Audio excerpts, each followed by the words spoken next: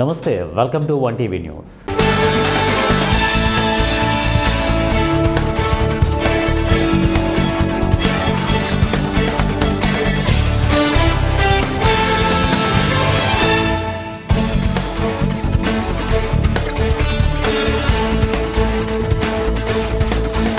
నాగర్ కర్నూలు జిల్లా అచ్చంపేట పట్టణంలో ఓ private function హాల్లో స్థానిక మున్సిపల్ కౌన్సిలర్ అప్పశివ ఆధ్వర్యంలో సామూహిక వివాహాలను ఘనంగా నిర్వహించారు.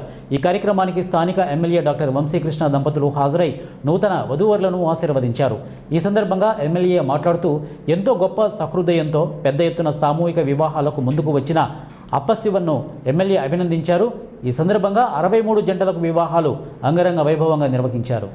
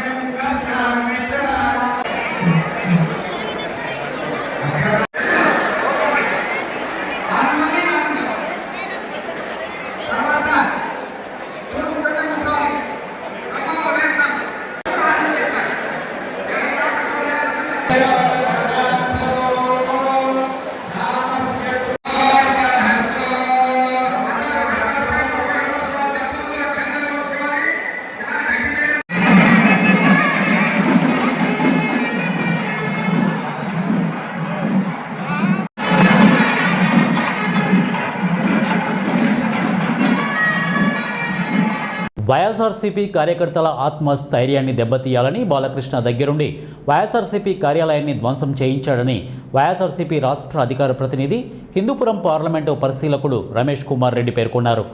అన్నమయ్య జిల్లా లక్కిరెడ్డిపల్లె మండలంలోని ఆయన నివాసంలో మాట్లాడుతూ ఇది ఒక హేయమైన చర్య అని, వైఎస్ఆర్సీపీ నాయకులు కార్యకర్తలు భయపడతారు అనుకోవడం మూర్ఖత్వమే అవుతుందని, వైఎస్ఆర్సీపీ నాయకులైనా కార్యకర్తలైనా మరింత రెట్టింపు ఉత్సాహంతో పనిచేస్తారని ఆయన తెలిపారు. భవిష్యత్తులో ఇలాంటి పరిణామాలు తెలుగుదేశం పార్టీ ఎదుర్కోక తప్పదని హెచ్చరించారు. గడిచిన 15 నెలలుగా ఇలాంటి కార్యక్రమాలు జరుగుతున్నాయని, ఇవన్నీ చంద్రబాబు నాయుడు ఆదేశాలతోనే జరుగుతున్నాయా అని ప్రశ్నించారు. రాష్ట్ర వ్యాప్తంగా ప్రభుత్వ వైఫల్యాలను ఎండగడుతున్నా వారిపై దౌర్జన్యాలు, దాడులు చేస్తూ అక్రమ కేసులు బనాయిస్తున్నారని, వీటిపై నిరసనలు చేస్తుంటే ఏకంగా ఆ పార్టీ కార్యాలయంపై దాడి చేసి ఫర్నిచర్లు ధ్వంసం చేశారని ధ్వజమెత్తారు.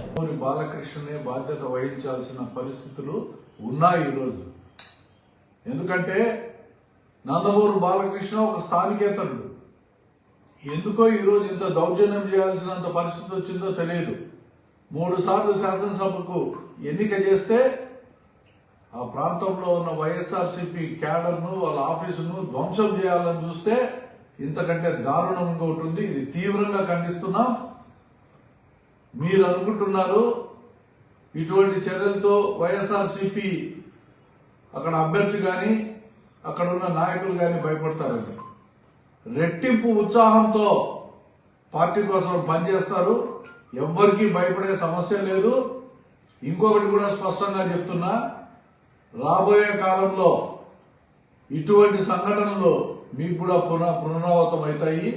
కాకుండా పోయే సమస్య లేదు. ఎందుకంటే ఒక పార్టీ ఆఫీస్ పైకి దౌర్జన్యంగా రావడం, తెలుగుదేశం పార్టీ ఆఫీస్ పైకి వస్తే ఆ రోజు ఎంత యాగి చేశారు మీరు.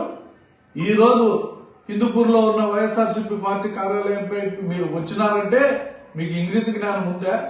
అసలు సంస్కారం ఉందా? ఇదేనా మీకు చంద్రబాబు నాయుడు గారు నేర్పింది? ఇటువంటి కార్యక్రమాలు చేయమని చెప్పాడా ఈ గడిచిన 15 సంవత్సరాలు 15 నెలల్లో? ఇటువంటి కార్యక్రమాలే మీరు చేస్తున్నారా? ఆఖరికి హిందూపూర్లో కూడా చేస్తున్నారా? రాష్ట్ర వ్యాప్తంగా ఎన్నో కార్యక్రమాలు, దౌర్జన్యాలు, అరాచకాలు, ఆక్రమణలు ఇవన్నీ జరుగుతూనే ఉన్నాయి. నిరసనలు వ్యక్తం చేస్తూనే ఉన్నాం. ఓ పక్క అందరి మీద కేసులు పెడతా ఉన్నారు. ఈ రోజు చూస్తే ఏకంగా పార్టీ ఆఫీసుల పైన దౌర్జన్యము, అక్కడ ఉన్న ఫర్నిచర్ పాల్గొట్టడం, పార్టీ ఆఫీస్ పాల్గొట్టడం. దీన్ని తీవ్రంగా ఖండిస్తున్నాము. బాలకృష్ణ గారే దీన్ని బాధ్యత వహించాలని చెప్పి డిమాండ్ చేస్తున్నాం. తమ్ముడి ప్రేమ అన్నకు శాపంగా మారింది. సోదరుడు ప్రేమించిన పాపం అతని మెడకు చుట్టుకుంది. ఫలితంగా తమ్ముడిని ప్రేమించి పెళ్లి చేసుకున్న యువతి తండ్రి చేతిలో దారుణ హత్యకు గురయ్యాడు. రంగారెడ్డి జిల్లా షాద్నగర్ నియోజకవర్గం ఫరూక్ నగర్ మండలం ఎల్లంపల్లి గ్రామానికి చెందిన ఎర్ర రాజశేఖర్ కుటుంబంలో విషాదం ఇది. ఇక ఎల్లంపల్లి గ్రామానికి చెందిన ఎర్ర రాజశేఖర్ తమ్ముడు చంద్రశేఖర్ గ్రామానికి చెందిన ఒక అమ్మాయిని ప్రేమించాడు. ఆ అమ్మాయిని ఈ మధ్యకాలంలో హైదరాబాదుకు లేవదీసుకొని పోయాడు. అయితే ఆ కోపాన్ని మనసులో పెట్టుకున్న యువతి తండ్రి కాగు వెంకటేష్ మరికొందరితో కలిసి అతని సోదరుడు ఎర్ర రాజశేఖర్ను టార్గెట్ చేశాడు. గ్రామ శివారులో అతన్ని స్పృహ తప్పేలా తీవ్రంగా కొట్టి కాళ్ళు చేతులు కట్టి నవాబుపేట శివారులో అటవీ ప్రాంతానికి తరలించి అక్కడ సజీవ దహనం చేశారు. ఈ ప్రేమ వ్యవహారంతో ఏమాత్రం సంబంధం లేకపోయినప్పటికీ యువకుడిని దారుణంగా హతమార్చడం విషాదం. ఈ వ్యవహారం షాద్నగర్ పరిధిలో సంచలనం సృష్టించింది. మరణించిన రాజశేఖర్ గ్రామానికి చెందిన దళిత ఎర్ర మల్లేష్ కుమారుడు. ఈ మల్లేష్కు 4 కొడుకులు ఉండగా అందులో 3వ కుమారుడు మృతుడు రాజశేఖర్, 4వ కుమారుడు చంద్రశేఖర్. ఇతని తండ్రి మల్లేష్ గతంలో నాగర్ కర్నూలు ఎంపీ పదవికి పోటీ చేశాడు. ఇతనికి 3 భార్యలు ఉండగా 2 భార్యలు చనిపోయారు, 1 భార్య ఉంది. దళిత కుటుంబానికి చెందిన ఇతని కుమారుడు యాదవ కుటుంబానికి చెందిన భవానీ అనే అమ్మాయిని ప్రేమించి వ్యవహారంలో ఈ గ్రామంలో ఇరు కుటుంబాల మధ్య గొడవ ముదిరినట్టు కూడా తెలుస్తోంది. మరి ఈ కసిని మనసులో పెట్టుకొని ఈ దారుణానికి ఒడిగట్టినట్లు అర్థమవుతోంది.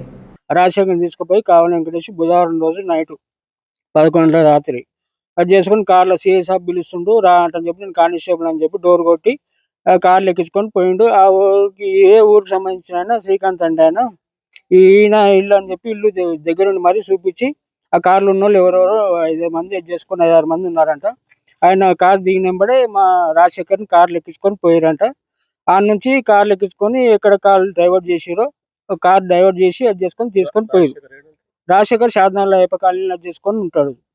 ఆయన భార్య ఆయన ఇద్దరు కలిసి డోర్ కొట్టి బయటికి తీసుకొని పోయి చెయ్యి పట్టి తమ్ముడిని ఆయన భార్యని ఇద్దరిని గుంజుకోవడానికి అని చెప్పి తీసుకొని పోయారు. ఈ కార్లు చేసుకొని పోయినాక శ్రీకాంత్ అంటే ఆయన బయటికి నెట్టేసి ఆయన మాత్రం కార్లు ఎక్కించుకొని పోయి రాయకల్ టోల్గేట్ కాడ ఫోన్ పడేసిరంట. ఆడిన పోలీసు వాళ్ళకి మేము అప్పటికి కంప్లైంట్ ఇచ్చి భార్యతో కంప్లైంట్ ఇప్పించినాం. మేము కూడా ఫోన్ చేసినాం పిఎస్కి 100కి ఫోన్ చేసినాం, 112కి ఫోన్ చేసినాం. ఆ నుంచి మిస్సింగ్ అయినట్టు కేసు పెట్టి చేసినాం. ఆ రోజు నైట్ నుంచి లేడు. ఇక తెల్లారు మాకు 2-3 రోజుల తర్వాత ఇన్ఫర్మేషన్ ఏంటంటే నైట్ నిన్న ఇట్లా బాడీ ఉంది గుర్తుపట్టిన అని చెప్పి మామూలు అది చేసి పిలిపించి మామూలు ఆడికి గవర్నమెంట్ హాస్పిటల్ కాడికి పిలిపించి అది చేసారు. మేమేం పోలేదు, మా చెల్లెలు రాజు భార్య మాత్రం రాజశేఖర్ భార్య ఇద్దరు పోయి అది చేసి గుర్తుపట్టి ఆయన అని చెప్పి అన్నారు. ఇక మేము ఇంకా అయితే ఇప్పటికైతే ఇంకా బాడీ చూడలేదు. ఇప్పుడు పోలీసు వాళ్ళు వచ్చి తీసుకొని పోతామని చెప్పి నైట్ వచ్చి మమ్మల్ని ఇంటికాడ దింపేసి వెళ్ళిపోయారు మా చెల్లెల వాళ్ళని, మా రాజు చనిపోయిన భార్యని. ఇక మేము అది చేసుకొని ఇక మధ్యలోకించి పోదామని చెప్పి అనుకుంటే ఆ మార్చి బంద్ చేసారు. ఇప్పుడు ఇవి మాటలు చూడనికి వీలు కాదని చెప్పి మమ్మల్ని వెనక మళ్ళీ ఇచ్చి అది చేసారు. ఇక మేము వెనకకి మళ్ళీ వచ్చినాము. ఇప్పుడు పోలీసు వాళ్ళు వచ్చి మమ్మల్ని తీసుకుపోయి మళ్ళీ మా మార్చరీ ఆడికి తీసుకుపోయి పోస్ట్మార్టం చేసి ఇది చేసి పంపిస్తామని చెప్పి బాడీ కలెక్ట్ చేసుకుపోండి అని చెప్పి అన్నారు. చంద్రశేఖర్ ఏం పని చేసేవాడు? చంద్రశేఖర్ ఆటో నడిపించేటోడు సార్. కుప్పం జగనన్న కాలనీలో నిర్మాణంలో ఉన్న ఇంటిలో యువకుడు మృతదేహం లభ్యమైంది. వివరాల్లోకి వెళ్తే కర్ణాటక రాష్ట్రం బెంగళూరు అత్తిబేలే సమీపంలో నివాసం ఉంటున్న శ్రీనాథ్ గత నెల 27 నుంచి శ్రీనాథ్ కనపడడం లేదంటూ అత్తిబేలే పోలీసులకు ఫిర్యాదు చేసిన కుటుంబ సభ్యులు ఇక శ్రీనాథ్ సెల్ ఫోన్ ఆధారంగా కర్ణాటక పోలీసులు దర్యాప్తు చేపట్టారు. రామకుప్పం మండలం ముద్దనపల్లికి చెందిన ప్రభాకర్ను అదుపులోకి తీసుకున్న కర్ణాటక పోలీసులు గతంలో ఓ హత్య కేసులో ముద్దాయిగా ఉన్న ప్రభాకర్ కుప్పం మున్సిపాలిటీ పరిధిలోని జగనన్న కాలనీలో ప్రభాకర్కు చెందిన ఇంట్లో శ్రీనాథ్ మృతదేహాన్ని పూడ్చిపెట్టినట్లు కర్ణాటక పోలీసులు గుర్తించారు.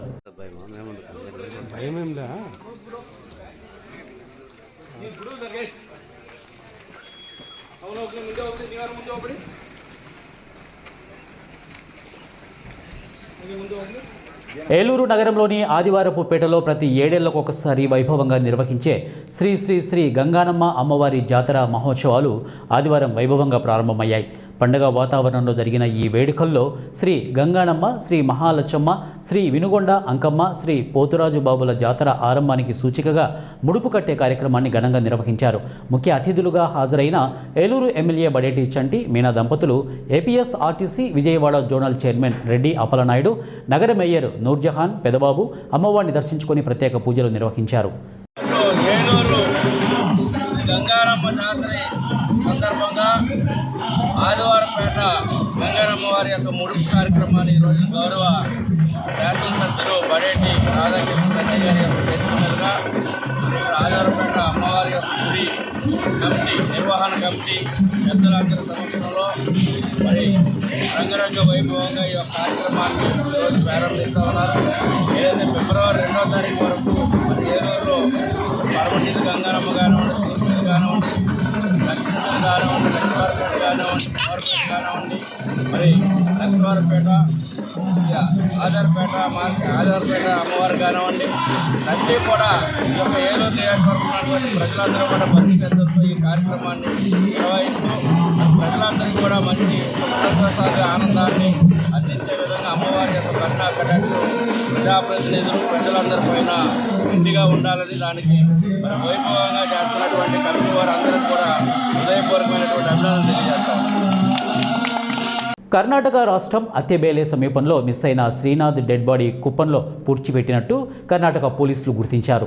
కుప్పంలోని ఎన్టీఆర్ కాలనీకి చెందిన శ్రీనాథ్ అత్తిబేలే వద్ద నివాసం ఉంటుండగా గత నెల 27 నుంచి కనపడడం లేదంటూ కుటుంబ సభ్యులు అక్కడ పోలీసులకు ఫిర్యాదు చేశారు. కేసు దర్యాప్తులో భాగంగా రామకుప్పం ముద్దనపల్లికి చెందిన ప్రభాకర్ను అదుపులోకి తీసుకోగా మృతదేహాన్ని అమరావతి కాలనీలోని ఓ ఇంట్లో పూడ్చిపెట్టినట్లు గుర్తించారు. శ్రీనాథ్ మృతదేహం పూడ్చిన చోటికి కుప్పం పోలీసులు, మృతుడి బంధువులు చేరుకున్నారు. కర్ణాటక పోలీసులు వచ్చాక శవాన్ని బయటకు తీయనున్నారు. అయితే ప్రభాకర్పై గతంలోనూ హత్య కేసు నమోదయ్యింది. ఆర్థిక లావాదేవీలతోనే శ్రీనాథ్ను హత్య చేసి ఉంటారని స్థానికులు చెబుతున్నారు.